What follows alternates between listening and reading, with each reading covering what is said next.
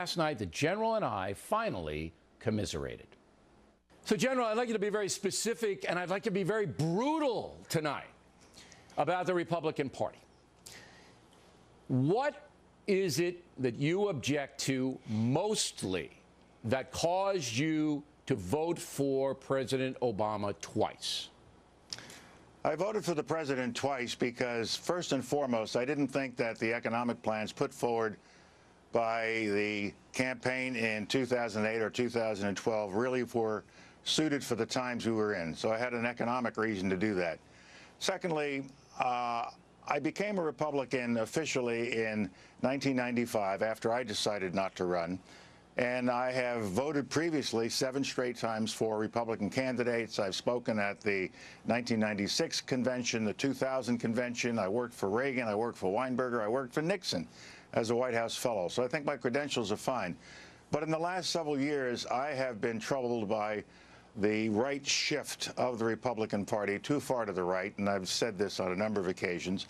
And so in 2008, I found that as an American, the best choice for America at that time, and continuing in 2012, was Senator Obama and then now President Obama reelected. Now, here's what perplexes me. You're an analytical man. Would you say that's correct? Yeah, well, I try to be. All right. President Obama's economic plan hasn't worked among African Americans. When you voted for him, 12.7 unemployment. December 2012, a month after you voted for him again, 14% unemployment, up. Okay, hadn't worked. Income, black income, $32,000 compared to white, $55,000. It's gone down under President Obama, hasn't worked.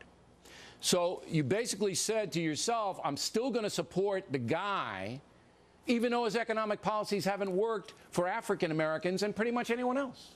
Why are you only seeing me as an African-American, Bill? That because you did me. cite it. You did cite it, though. No, I know that. But you cited it in some of your criticisms. You said, and correct me if I'm wrong, that the disengagement of the Republican Party from the minority community, blacks and Hispanics, troubled you. The economic situation in the country has improved, but not enough. Not for African Americans. Not for minorities. I'm not speaking as an African American. I'll come to the minority part of my criticism in a moment. But we have seen a doubling of the stock market. The financial system has stabilized.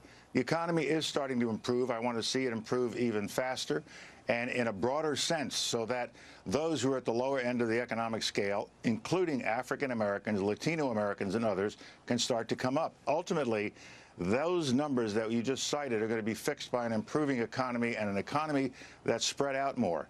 And more African Americans will benefit, and Latino Americans, if they also get the education needed for the more demanding jobs. You seem to be voting again on hope in 12 because we haven't seen an economic improvement in this country very much. And in addition, the big spending policies of the Democratic Party and the president have driven the debt, as you know, to close to $17 trillion, and he's the biggest spending president in history. But you said something very interesting. The education. We spend more per capita on education than any other country in the world except Switzerland, all right? So it isn't the money. But the money continues to flow. It's the discipline. It's the disintegration of the family structure. All of the things that the Republican Party and the conservative movement are emphasizing. Yet you have drifted away from them. And I'm saying to you, it's not about money and education. Am I wrong? It is money and education, but it's more fundamental than that. Now, with respect to some of the things I've been saying, I've been critical of the party, is that I don't think the party recognizes the fundamental demographic changes that are taking place in the country. In one more generation, African Americans, Asian Americans, and Latino Hispanic Americans will be the majority of the country. And we have to educate those youngsters for the positions of leadership that they are going to occupy. You don't think that's being done now? I don't think it's being done adequately. And the important point I've been making is we have to understand that if you want these people to come to the Republican side, you can't have immigration policies that affect them in a negative way. Okay, but do you believe in amnesty? One more point. Go ahead. You can't have policies that try to make it harder for minorities to vote. I think one of the most terrible things that happened in the past election season is when we had a number of states that were going out of their way claiming there was outright fraud when there really wasn't any fraud that be of concern to us, but we were doing things to making it more difficult for those people to vote. I want to get very micro on this. Well, the voter ID, wait. The voter ID, you object to showing an identification card when you vote? No, of course not. Well, that's all the Republican Party wants. That's all they want, just a voter ID.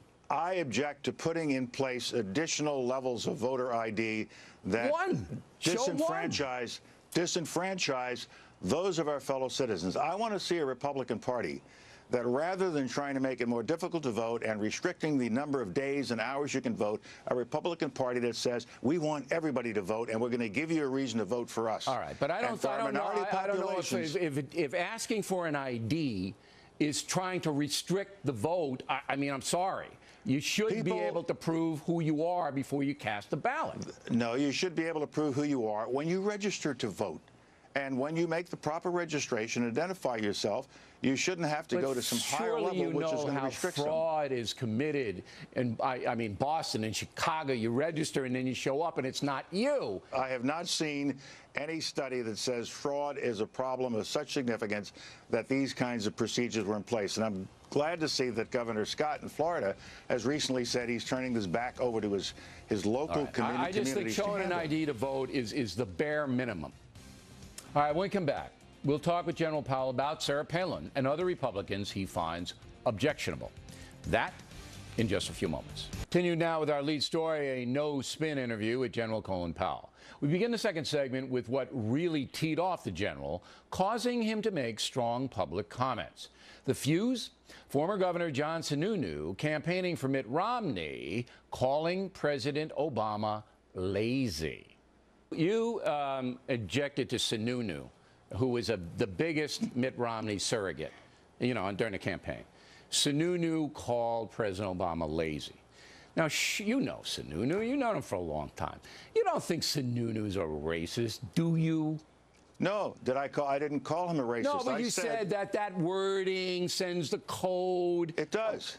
He just said, in his opinion, he was lazy on an issue. It wouldn't matter if he was white, purple, or green. He said he was lazy after the first debate, and he said it a couple of times. So what?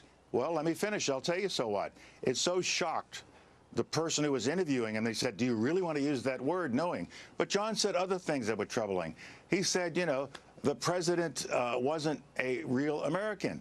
What is that supposed to mean to somebody? What do you mean he's not a real American? But it was in the heat of the campaign. He's a partisan. I'm not defending Sununu's choice of words. I'm not. Okay. All right? All right. I'm not defending it. But I'm saying to you, I know Sununu. You know Sununu. He's not a racist. So why even bring it? Just say he was foolish to put it that way.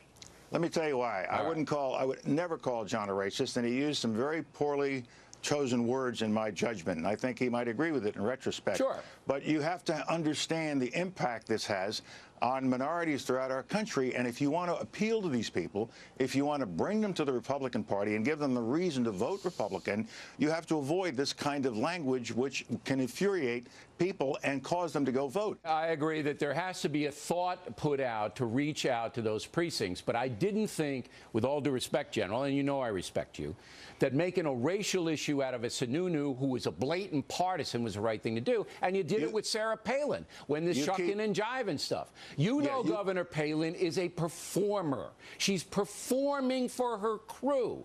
She's not a racist.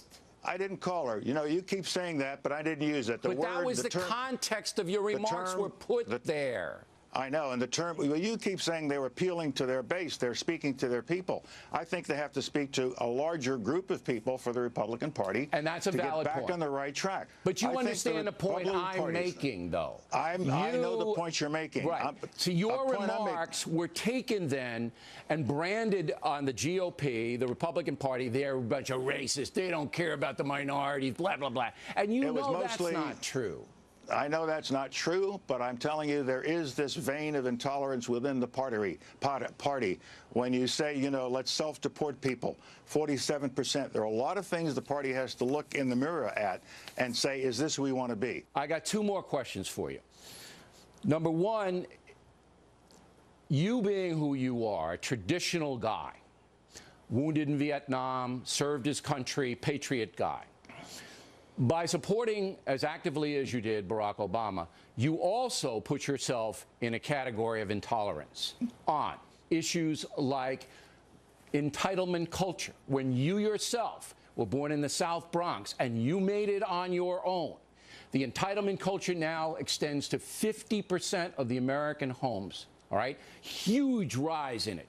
So you're putting yourself in that bracket by supporting the Democratic Party through Barack Obama, who it seems their values are different than yours, General. Yes, I was raised in the South Bronx, but I can assure you it was Social Security that kept my parents in respectable comfort after they had retired, and they paid into that. But that's not means tested.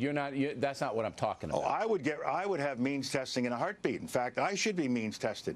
I think there are a lot of things we could do with entitlement reform. I think there are lots of areas in our government where we can take a hard look, entitlement reform, other areas, and there are ways to cut the budget. Okay, but the president isn't doing that. Remember one thing, Bill. It is the Congress that passes appropriations bills that pays for the bills that we have incurred. But you know and Barack Obama is behind the big spending juggernaut. Now, this is a rude question, and I'm sorry to have to ask it.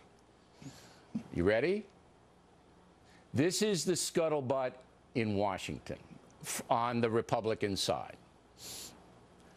They say, it's been said to me by more than one, that you're angry with the Republicans because they made you look bad in the weapons of mass destruction deal during the Iraq War.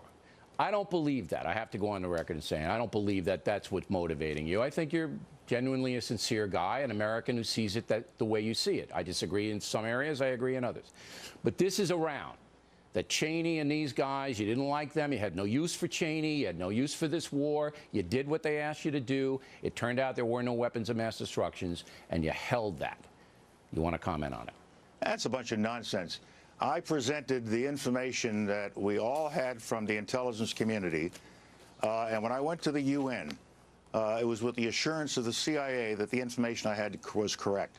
Mr. Cheney used that same information. The president did. All of our commanders thought it was correct, and we all were saying so. The Congress voted on the basis of that information. Absolutely, and I did too. 4 months earlier, right, before I spoke. And so I made a choice based on the information I had, and I don't have to answer idiotic questions like that one about whether I'm mad at somebody. I appreciate it, General. That wasn't too bad, was it? Coming in? I had a good time. Invite me back, Bill. Don't forget to send the book. Listen, I salute you, man. You know me. I think you're a patriot, and I wanted you to come on this program, and I wanted you to speak your mind in front of this audience. I think it was an important interview, and we're very happy you did it. Thank you very much. Thank you, Bill.